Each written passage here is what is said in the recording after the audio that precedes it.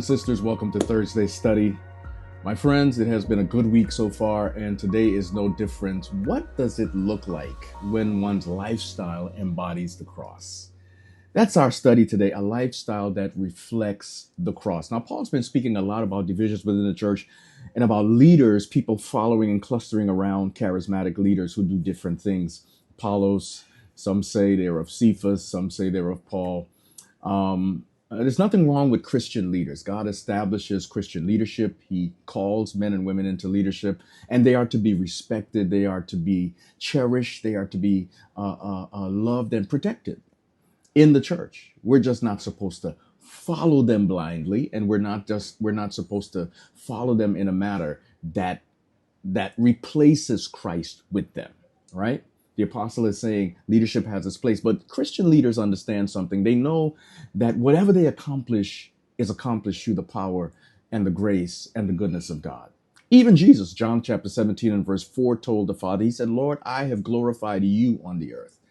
I have done the work that you sent me to do. Jesus gave credit to his Father. In fact, he said, I don't do anything in and of myself. I only do what the Father shares with me and tells me to do. He was submitted to the Father. And Christian leaders at their best are always submitted to God. They don't point the direction of attention and shine to themselves. They point and shine and point the shine and the attention and the affection and the approbation and the affirmation. They point it to God because God is the one who allows them to serve in his work. The Apostle Paul gives an example or a breakdown of what some call the theology of the cross, right? The theology of the cross, 1 Corinthians chapter 4, verses 1 to 13. There he says, listen, you Corinthians, because of our suffering, he says there in that selection that we are as men condemned to die. We apostles are condemned to die.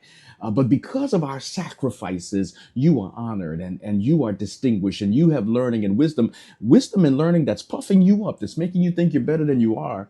But it's because of God's suffering, because of what God has called us to do as stewards and as servants of him, that you are benefited. Yet you don't take on this concept of servanthood and humility. You take the benefits and you think they are there because of what you have done or because what you know or because of your intellectual capacity.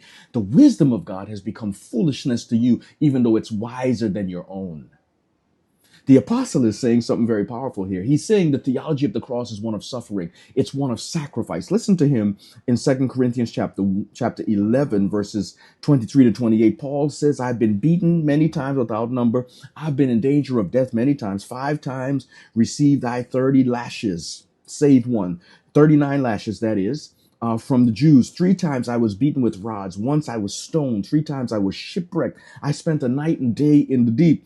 I have been in frequent journeys, in dangers in rivers, and from robbers and my countrymen, from the Gentiles, and dangers in the city, in the wilderness, in the sea.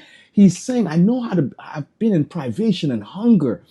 He's saying, I have suffered. Colossians chapter 1 and verse 24. Now I rejoice in my sufferings for your sake, and in my flesh I do share on behalf of his body, which is the church, in filling up what is lacking in Christ's afflictions. He's saying, I filled up whatever was lacking in the afflictions of Jesus. It passed down to me. And I want to know the fellowship of his sufferings, the apostle writes in another place. I accept that the cross of Jesus Christ requires suffering. I'm a servant of Jesus Christ.